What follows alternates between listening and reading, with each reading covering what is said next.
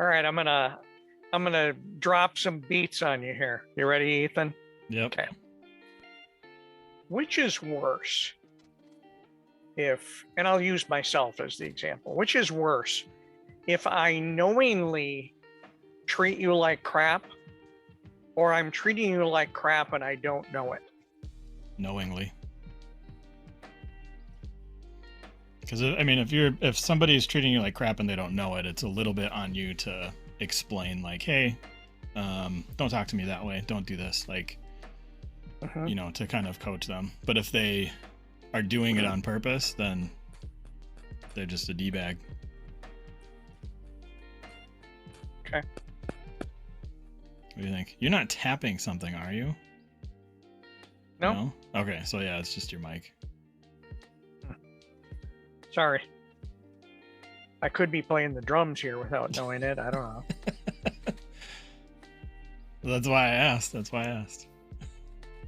Well, I could have been sitting here like tapping my foot without realizing it, but I don't think so. Because it's like we ran into, a place we were at together. It wasn't necessary. Some of the stuff was not malicious, right? It was just like, that's how they were, and nobody had told them to not do that. Sure. So, there was one person for sure that I think it was malicious, but whatever. Huh. I got to think about that. And the reason I bring this up is just there's sort of this particular person over the last couple of years has just sort of changed, although not, now that I think back, maybe not as drastically as I think, and maybe it's me just having less of a tolerance for it. I don't know. Yeah, that could be it too.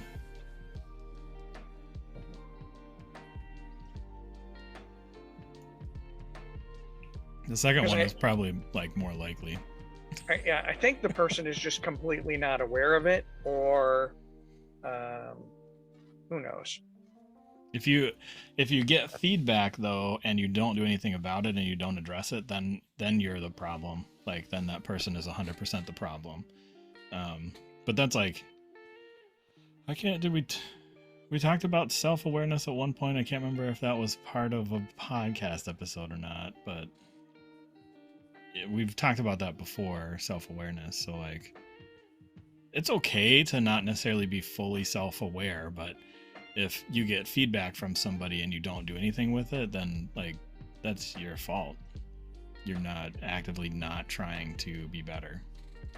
So what is my obligation level on informing this person that, hey, this is just, to me, it's like, and it's not just always directed at me. I think it's directed at multiple people. And so I feel like, should I say something? Like, is that my responsibility? I don't know. And I think when I was younger, I used to think, oh, if it's in my power to do something about, it's my responsibility and I need to do it. And I think as I've kind of gotten older or seen this happen more often, sometimes I'm like, I don't even know if this is worth me bringing up, because it might cause more issues than I solve. Yeah, I think I'm a big fan of like adults being able to talk without a mediator. Like, if there's an issue, you have an issue with someone or they're doing something that you don't like, there's no reason you can't just say, hey, this is something that's happened. I'd appreciate it if it didn't happen anymore, or however you want to phrase it. Because there are people, I've worked with people that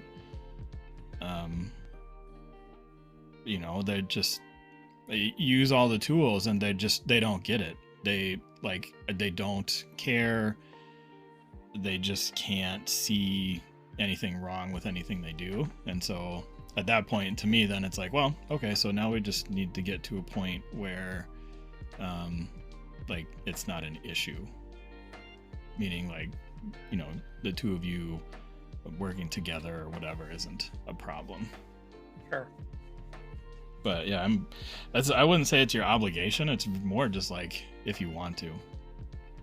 Okay, I want to. So Ethan, I need to tell you something. No, I'm kidding. Yeah. That's how awesome I am, because I get that a lot. Yeah, it's, not many people can be as awesome as you. Thanks, I know. And the fact that you are willing to tolerate those that are less awesome is really a tribute to your character. Yeah, I know. Yeah. Mm-hmm. Mm-hmm. It's tough. I mean, it's really difficult when you're just on a completely different level than everybody else. Nice.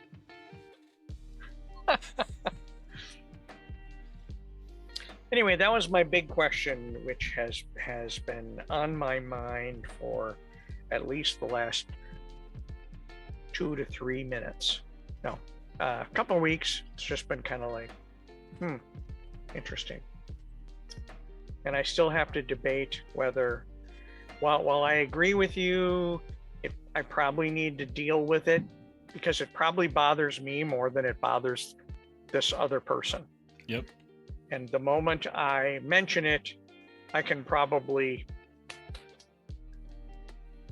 it's not my burden anymore. Yeah. It's not, I mean, it's not your burden. It's not a burden. You don't have to do anything about it. I'm a big fan of trying, though, and like doing everything you can to. So like in a friend situation, you just kind of evaluate, or even family, you just evaluate whether or not that relationship is worth putting work into. Are you getting out what you're putting in? How different would your life be if that person remained in your life versus if they weren't? And if there's no difference, then what I've done in the past is just, we're done. And that's it. We just walk away. No big deal. Now, when you said you were done, did you just walk away and not say anything? Or did you have a dinner and then break up with that person? No. Okay. No. All right. I'm hearkening back to a previous episode. Yeah. So for friends, we got to a point where everything was fine, and then I just never made an effort after that, and they never made an effort, and so it was just like we just never spoke again, and that's fine. I think that's kind of it's a more common thing. Sure. Disengaging the orbits that intersect. Yeah. We did, like, with my mom, like, I had to tell her, like, don't ever try and contact me again. Nobody in my family. And then I didn't block her on everything for a while. Just because Did you say your mother? Yeah. Really? Okay. Yep. Because I didn't feel like I didn't want to be the one that had to go hide, right? From like because she's the one that was wrong. So I'm not a fan of, like, victims bring something to attention, and then they're the ones that get moved rather than the bad behavior being dealt with. I don't like that. I don't like it. So an example, if someone gets sexually harassed at work, and let's say, this is all totally hypothetical, let's say the company has a zero tolerance policy, and for whatever reason, it turns out they don't have a zero tolerance policy, and their solution to the problem is to move that person that was sexually harassed so that they are no longer in contact with the person that sexually harassed them. That's stupid to me. Right? Because in my opinion, you're punishing the victim for something that they didn't do, and that's what that message sends. And it should always be that you should deal with the behavior of the person that made the mistake. And if you have a zero tolerance policy, then you have a zero tolerance policy. There's no ifs, ands, or buts. Zero tolerance. Agreed. So for my mom, it was the same thing. Like, I'm not the one that needs to be hidden. Like, I shouldn't have to block her from everything. but I ended up doing it anyway. So Was that a difficult thing to get to that point?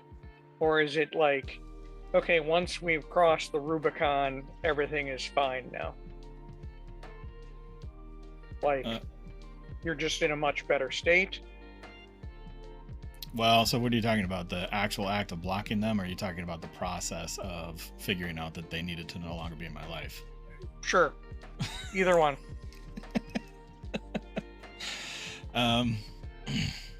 Which one is more interesting to talk about? Well, I don't know. So it for sure was a process to figure that out, right? And there's a lot of pain that anybody who's been in that situation, who's had to deal with that, knows what it's like, right? So it's not just like an overnight snap decision that's made, especially in the Midwest, right? There's a lot of value on family. And so I had to kind of change my perception, like, especially in the Midwest, there's a lot of rules around who's in the family, who's not in the family. At least I feel like, at least for my family, they're fairly like rule oriented. And so,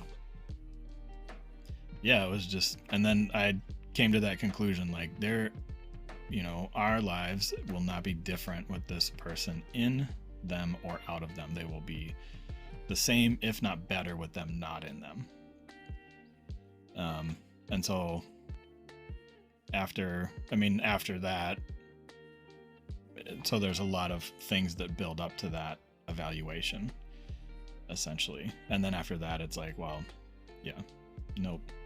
I can't ever even remember if I told her not to contact me. I'm pretty sure I did. So, yeah, and then the blocking thing, it was another week or two after that, before I switched back to deciding that we did just need to block on everything. Well, I'm sorry you had to go through that, but yeah, it's like, I mean, it's a thing. So I know. Yeah. Like I wish people had an easier time, maybe myself included, like cutting ties to family and like understanding that if someone's that big of a D-bag or they're a monster, it doesn't matter whether or not you're family. You just cut them out. That hits a little close to home.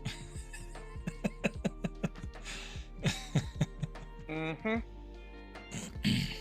Yeah, I think it's especially, I think a lot of millennials and maybe some Gen Zers, but like millennials for sure it seems like they're doing that quite a bit with their parents, so their baby boomer / older Gen X parents.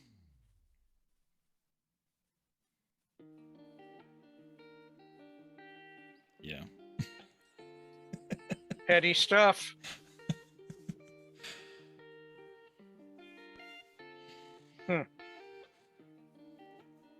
Which reminds me of the Star Trek TNG episode when Captain Picard goes back to visit his brother at the winery in France. That's a good episode. Family. They're a fun scuffling in the dirt. I like that one because I'm like, oh yeah, that's right, Earth still exists. Yeah. Like there's a whole planet of people on it that aren't the explorers, like. Yeah.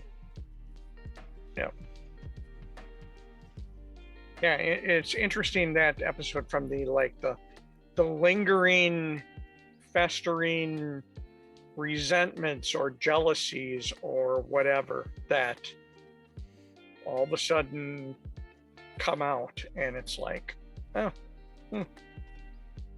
interesting. Yeah. I didn't know what all this tension was about, but here it is.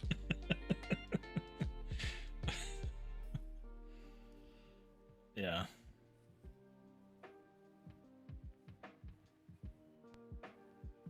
Oh, family is an odd thing. I think it's just my experience with family. Like we didn't really have a nuclear family, but we had extended family that lived in the same area, and we got together on a regular basis, like once a week. So we saw like the cousins on all the time. Holidays, we were usually together like 2 or 3 times a week for 2 weeks. Mm-hmm. Multiple days in a row, especially like Christmas. Get together Christmas Eve, get together Christmas. Maybe we didn't really do New Year's Eve stuff. We did New Year's Day though, as well, because New Year's Eve, like all of us kids, us youths, we would go to like dances and parties and stuff. So like, good straight-laced parties, not like like church dances or school dances, like that kind of thing. It's super weird. So we've got our 2 oldest. One's a freshman now, and so this is their first year, and the other one, 2 of their 4 years in school were not in school. And so it's like this last year they had like a school dance that they were both going to, and it's like literally the first one that either one of them went to.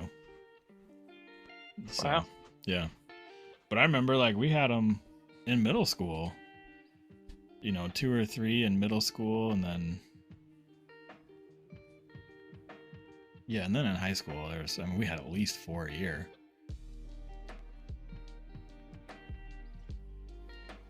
So I struggle to recall anything about high school, probably because my favorite memory of high school was graduating. Yeah. Loved college. College was a blast, but high school was... What'd you go to college for? Computer science. Oh, really? Yep. Well, yeah.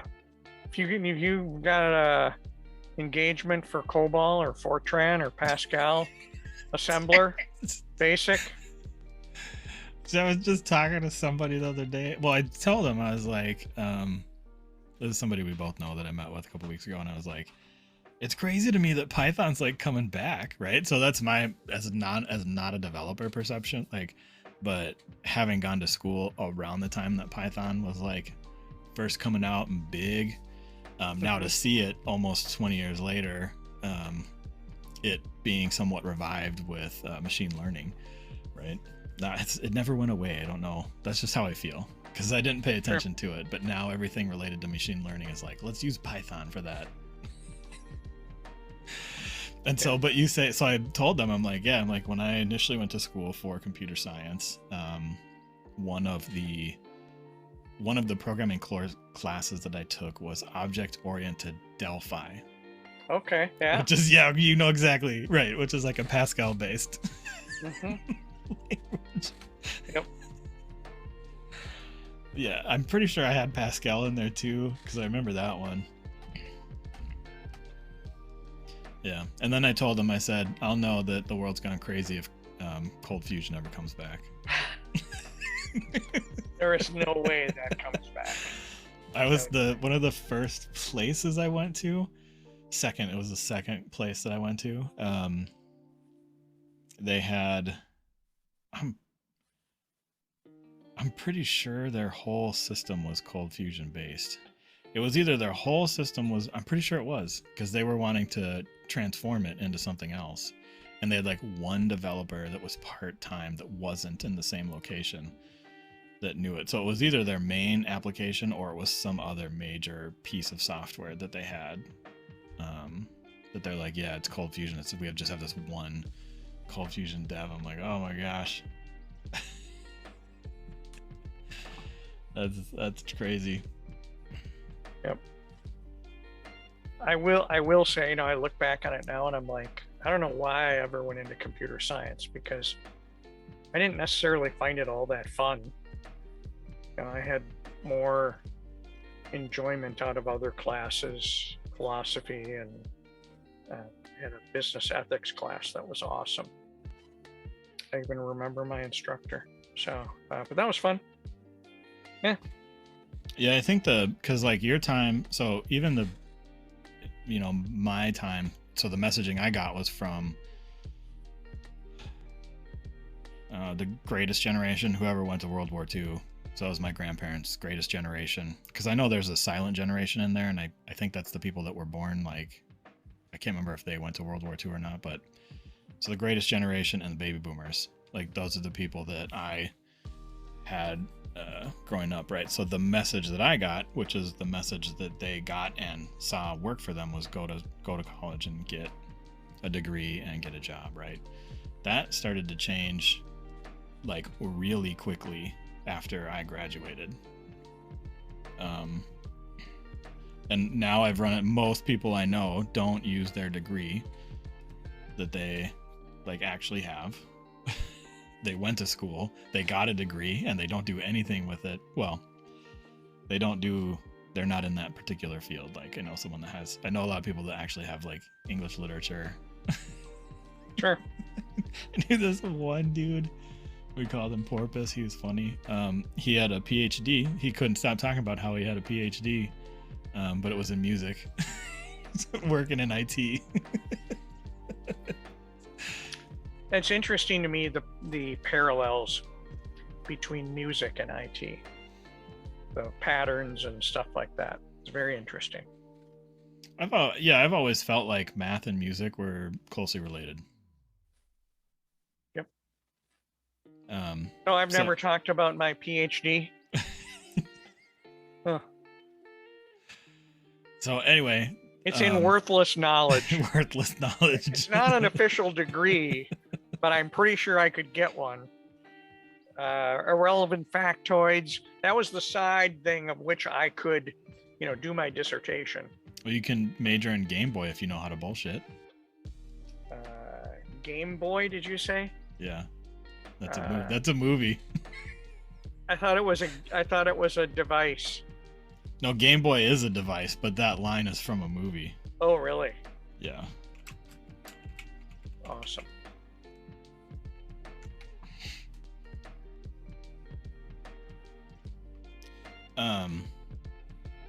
So college changed. So, and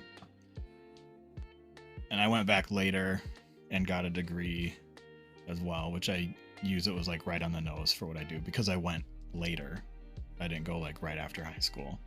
But it seems like the major skills that you get from going to college, you're not necessarily going to use the specific knowledge if you go into like nuclear engineering or if you go into English literature, but you're going to use a lot of the like critical thinking skills and having to organize and execute work in an assignment. That seems to be the big benefit lately for going to school, which is cool because then it's like the major that you pick is somewhat irrelevant.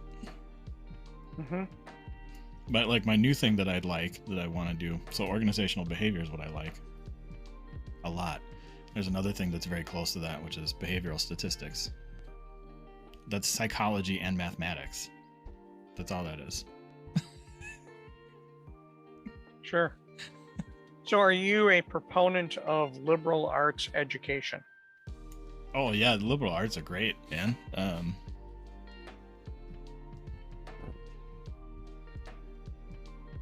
Yeah, I mean, especially with the type of work that needs to be done, the way that the workplace works right now, we don't need people who go do repetitive tasks.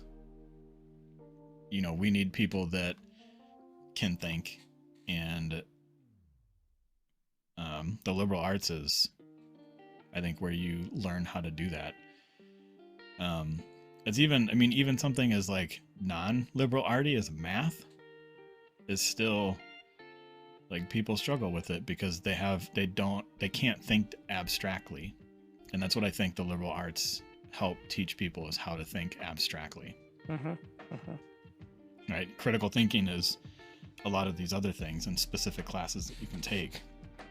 So once you have the information, how do you think about what to do with that information? Whereas abstraction, how do you communicate it? right? And then abstraction is, to me, is more like, I have this problem that I've never seen before. How could I potentially solve it based on all the things that I know?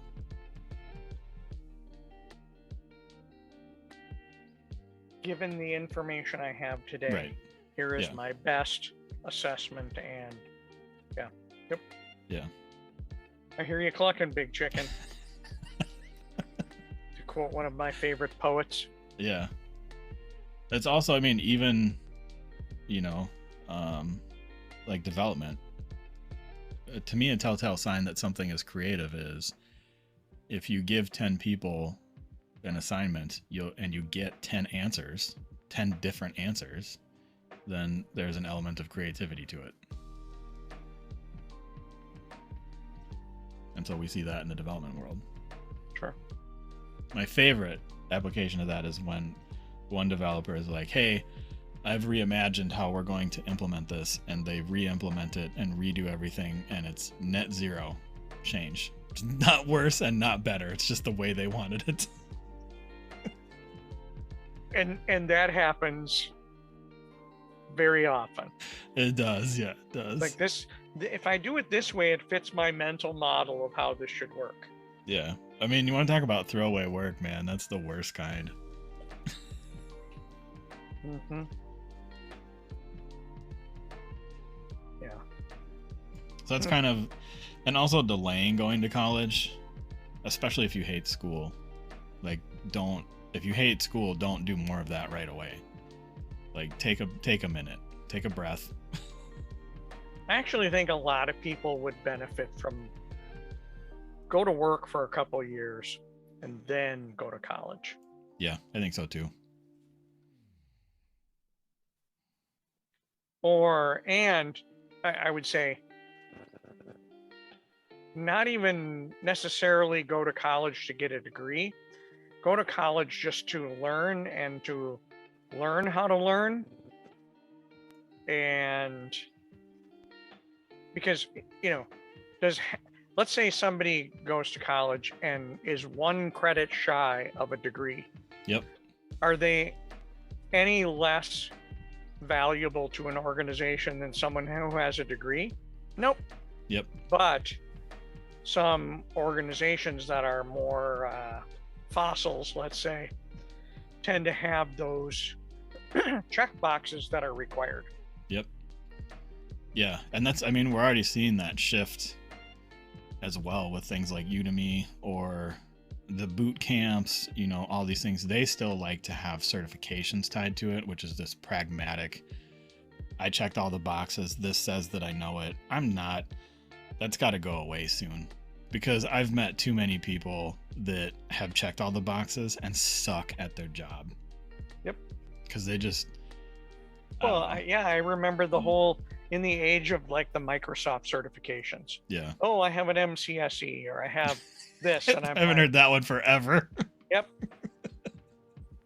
And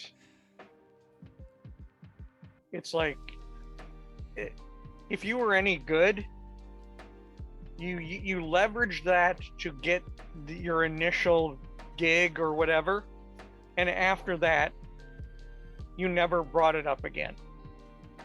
But then there are those that hung their crown on that certification. And anyway. Yeah, I got my degree, and I had an opportunity come fall into my lap. I knew somebody who knew somebody that was looking for what I did, right? So we got connected, and me and that person and their boss, we hit it off, great conversation. And then on the way out, saw somebody that I'd worked with previously somewhere else. And so when I got the job and I started, I asked him, hey, I'm like, did you care about my degree? And they were basically like, no. They're like, that person that you worked with, when you left, I went over and talked to them immediately about you. And I'm like, oh. And so the only thing that the degree gave me the knowledge and helped me answer questions because I had these concepts that I'd gone through and I'd been able to use. The other thing about my degree is I took everything that I was learning and I applied it to my current job so that I could practice it. So then it gave me the knowledge to answer questions and to have these conceptual ideas of how things were going to work. But after that, it's all experience. Like, it just gives you a starting point. And so, like, nobody has really ever cared about my degree. Which is, they just, I don't, they don't. I was at this one organization. This is 5, 6, 7 years ago. And we needed a good database guy or gal. And we couldn't seem to find anybody. And I said, hey, I know this guy. He might be interested. We should talk to him. And well, after much cajoling, finally, and failures to find somebody, finally was okay. Yeah, let's talk to your guy. And he ends up getting hired, and he's great. I mean, not just a good database person, but a great teammate, good, nice person to have in the organization, always trying to help. Interrupt him, ask him for help. He's like, sure, I'll help with that. And at one point he happened to mention, which I didn't even know, quite frankly, he just happens to mention that he didn't have a degree. And the gal who hired him stopped and said, we didn't have this conversation. And it was almost like, we aren't supposed to hire anybody who doesn't have a degree. So I didn't hear that. And I'm like, but he's been here for like a year and proven himself, and what he can do and what he adds. So what's the problem? And I thought, but to no surprise, huge organization, right? We're talking Fortune 500 company, archaic processes and check boxes, and anyway. Yeah. Yeah, that's funny. I mean, that's why I've never been a fan of, with the automated HR systems and stuff, if they put a requirement in there, like must have a bachelor's or a master's, like you're going to filter out some good candidates based on that. It's not even, they're not going to apply, because let's be real. I've been getting messaging my entire career that like, just apply for the job anyway. It doesn't matter. Before automated HR systems came along. But yeah, I'm not and now on LinkedIn, it's all alphabet soup, right? All the certifications and everything to show off that all this stuff. Yep. But yeah, to me, certification flexing. Yeah. To me, like, the technical colleges are where it's at if they have programs, because the specific universities, larger schools are more think great thoughts. That's not the only thing they do, right? Like, I'm broad stroking, but the technical schools, most of their missions, like most of their goal, is to be teaching skills that students can use immediately while they're in school at a job. That's the point. And to me, that's the way it should work. Yep. So I agree with you. Like, take a couple of years off, work at Target, Best Buy, wherever. And if you're there, they usually have college education reimbursement programs as well, so you can leverage those. Right. Get a degree and take the skills that you're learning, yep, and apply them at work and be better and see what happens. Yeah. That's how I was a full-time employee at Best Buy, and I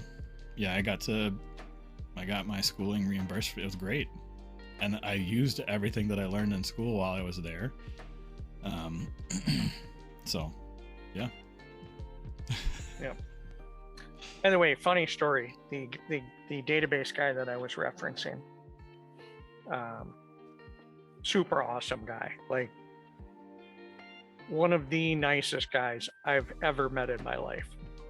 Database guy, musician, like awesome drummer, great singer, and I was on this assignment. It was the greatest assignment I was ever on in my life for 2 years, where it never felt like work.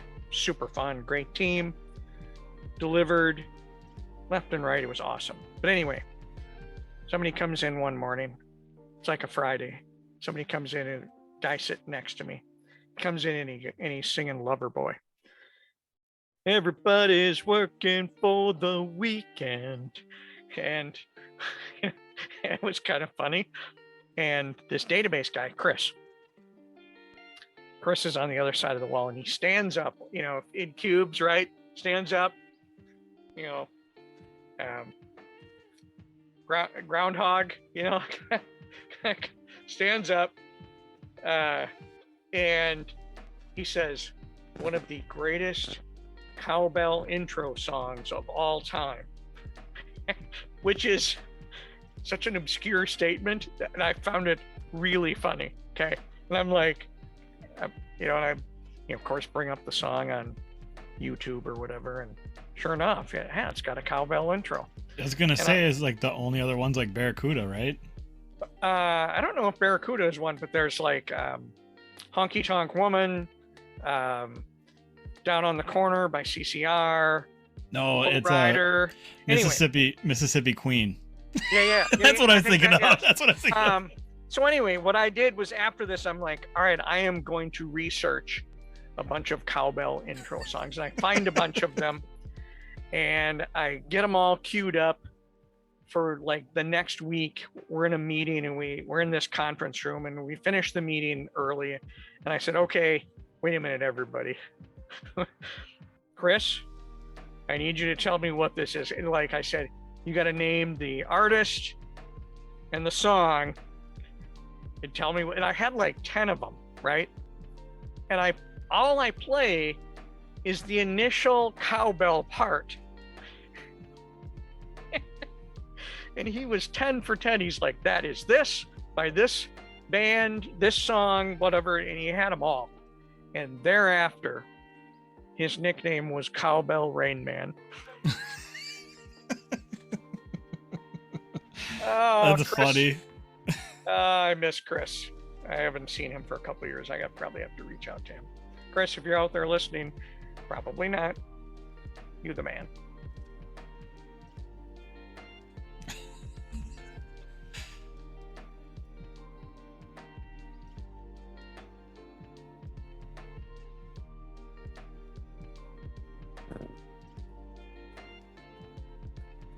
In other news, while you are distracted, I have this new mic. We'll see if it makes any difference on the podcast. One of our many listeners hand-delivered this new microphone to me last weekend and said, you would benefit from having a better microphone. And I guess I didn't know my headset was not very good, but we'll see if there's any notice. Booth, if you're out there, let me know if this makes a difference. There you go. It doesn't make a difference. It doesn't. Son of a gun! It's just my voice. I don't have a good voice for radio, nor do I have. Well, I have a good face for radio, but yeah. No, it's fine. I mean, I'm not snobby about the microphones. That's not the point. The point is for it to be light, right? That's right. Yeah, I mean, for me, it's like I like geeking out about that stuff. So we'll see. I mean, maybe one day I'll get all the fancy mics, but what I want to do is have like a mobile like setup so we can go to each other's house and like do it in person at some point. Oh, I thought you were gonna say so we could like go on location somewhere and you got the boom mic with the fur over it, right? Yeah, exactly. Yeah. That's exactly right. Here we are on location at, I don't know. Yeah. Pinball parlor. Who knows? I have no idea. On location at the public library. When's the last time you were at a library? Oh, probably before COVID. Like probably like right before COVID or real close to. Okay. Were you So- there for yourself or for No. your children? Yeah, for kids. Okay. I've had like a fine on my library card for like a long ass time because it never goes away. Sure. I think I went there. They're like, "You have a fine for like this much." I'm like, "Yeah, let it ride." You know, libraries depend on those fines for funding and keeping the place up, running, so that Well, that's what tax future dollars are for. generations can take advantage of free books. Free, not just books. We're talking books and magazines and CDs and what were those big machines where you used to Microfilm and microfiche. microfilm and microfiche. That's what I needed. Yes. Yep. See, I know what's up. I know both of them. Ah, My dad's yeah. an abstractor, and so when I was younger, I actually got to start working when I was like 13. I worked for him for 2 summers because he owns his own business, and so I got paid very little. Let's be clear about that because he was a small business, so it was Sure. different. Child slave labor. Got it. No, Check. because he was an entrepreneur, and there were 2 different. Classifications. No, there's 2 different minimum wages based on the type of organization. Oh, And so I got the lower one from him. But so we would go to these courthouses. We'd have to look up we'd look up the contracts and the deeds for the properties. And a lot of them were still on microfiche. And microfilm was very popular, but there were still some like that were on microfiche. Okay. And so we'd go, and it's the giant ass Rolodex that's like 2 Oh, levels yeah. big Yeah. with the carts or whatever. It was a blast. Sure. So yeah, I used that. I know what those things are. Good. I didn't date myself on that stuff. No, that stuff was basically still around probably into after 2000. I don't think that courthouses like really started digitizing stuff until after 2000. So I think that they were still around even within the last 20 years. You might still be able to find them. They couldn't afford to digitize it because they were too busy dealing with Y2K to consider it.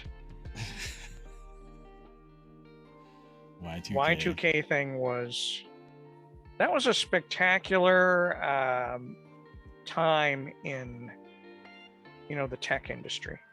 I was not in the tech industry at that time. I was aware of it, and I knew everybody was freaking out, and then it was explained to me, and I'm like, well, that seems stupid that you guys made that decision. Well, but it's also my computer usage experience is different than, I mean, space wasn't really ever a thing for me. It wasn't like these 2 digits or these two things are gonna cause the price of this program to increase exponentially, so we have to cut it to cut costs. Like, that's not a thing I ever dealt with.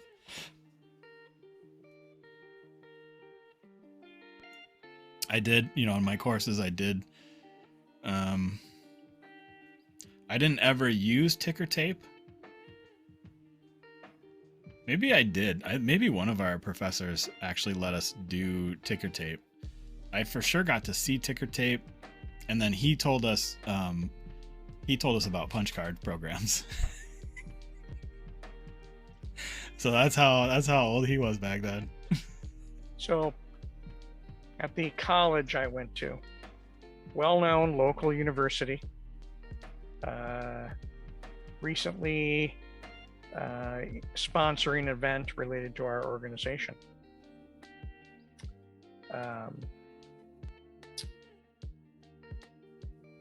The year before I attended that particular institution, punch cards went away. I missed it by 1 year. 1 year. All I remember was the story he said. Well, he told about punch cards, and so it's like you had to carry the box with like they're like basically 3x5 index cards, if you even know what those are, because they still sell them. But Oh yeah. And so he said the worst is when someone had their box and they dropped it. And their cards went all over the place because they had to be in a specific order so you could run the program. Yep. Yep. Yeah. Fun fact, I worked at that college in the computer services department for basically 4 years while I went to school there. Kind of doing Nice. my work study program. So I got on the job training, did a lot of stuff, got to work down in some tunnels pulling cable that would later be revealed to be, hey, what are you guys doing down in those tunnels? You do know you need to wear asbestos suits down there, right? Totally know that is a true story. Anyway, but we'd be pulling cable and whatnot. Anyway, where the hell was I going with this story? I have no idea. But I was working. Oh yeah, now I know. So I'm working in the computer science area, and during it was like Easter break or something, we were raising the raised floor in the computing center. Yep. So it had been 6 inches above the floor, and we were raising it to a foot. Yeah. Just to make room for all the crap. And so, we'd basically kind of, shut some machines down, move them to one side, raise up the floor, and then bring the machines up back onto that, and, et cetera, et cetera.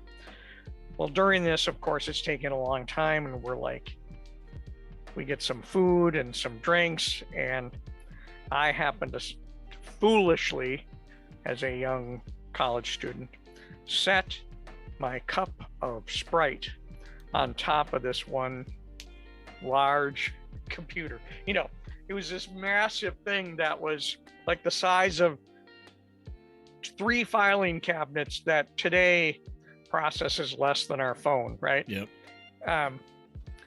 But a professor, computer science professor, who was awesome, Tom, didn't see it, and he tipped it over, and it leaked down into this thing and basically fried it. That's yeah. a bummer. So my name is hereafter attached to that fiasco. I hung my head in shame. Yeah. I had a lot of fun stories from that gig, though. Well, I have to go deal with a slight emergency. Okay. So. Remind me to tell you next time about the time I was crawling through a drop ceiling and I broke through the ceiling. Very similar but not quite like The Breakfast Club, where Judd Nelson crashes through the ceiling. I was gonna say that's what I had. That's the picture I had in my head. Yeah, it's not quite that bad, but it was funny. And with that, we can end the episode. All right, cool. On a cliffhanger.